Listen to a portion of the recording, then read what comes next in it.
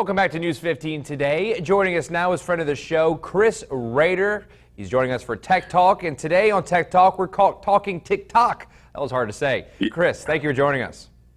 You're welcome. Thank you, Carter. So India recently banned TikTok, the Chinese-made app that is so popular all across the world, especially among younger users. And the U.S. is now looking into banning it as well. For what reasons, Chris, should people be worried about it? So here's the reasons, Carter, and that's a great lead-in, by the way. TikTok was the #1 downloaded app for 5 straight quarters in the Apple Store. There's over 800 million users now, but here's the main issue with the app. The app allows people to have full access to your audio, your video, your address book, and your location service. Let's think about that for a minute. And this is a Chinese-owned company. So since they have access to, let's just use your address book, for example, we often wonder why so many people send us emails that have domain names and they switch a character in it, like kadn.com. They might switch one character in there and I might get a false email from you. Well, how does this happen?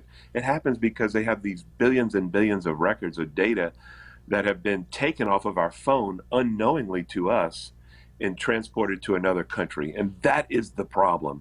And, you know, the Indian government said it was a threat to their sovereignty of the nation. Wow. Think about that for a minute. Wow. So I strongly recommend that if you use TikTok, and TikTok's used so much that 41% of the users are between the age 16 to 24. And they're using it, I mean, constantly sharing these short snippets of video and dance and putting pictures on faces and doing other things. And it is a really cool video, a cool app. I'm not going to discount that, but it's the information that's being gathered on the back end that's just going to destroy them. Right. So scams are no longer as simple as a Persian princess asking for some money to help.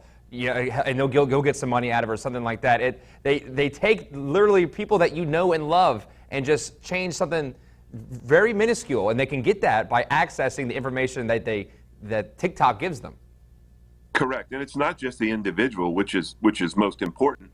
But what about that address book? I'm in address books. You're in address books. That information is being brought over too, and that's where it's going to get really tough. Well, real quick as we kind of wrap up, have you been following what the U.S. is doing, and do you see an outright ban of the app?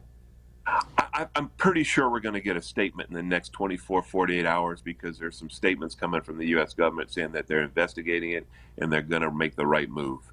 But boy, you know, shutting down social media is extremely difficult. Yeah, extremely absolutely. difficult. Well, the TikTok dancers may riot, Chris, but it'll probably be for the best if this is the case. Thank you so much for joining us, and we'll talk to you next time. You're welcome. Thanks.